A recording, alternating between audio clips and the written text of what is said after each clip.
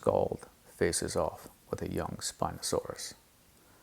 The dinosaur is quick, but can't penetrate Skald's neck armor and runs away mortally wounded by Skald's flame.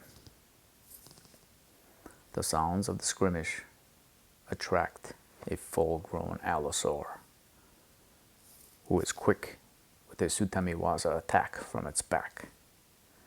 Catching Skald under the neck, the dinosaur puts an end to the Breakout Beast.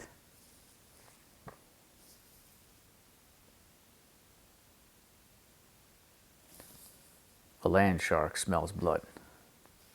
Jupiter enters the picture.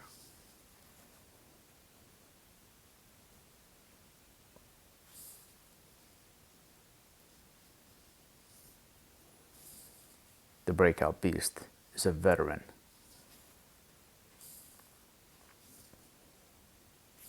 and quickly catches the Allosaur by the throat.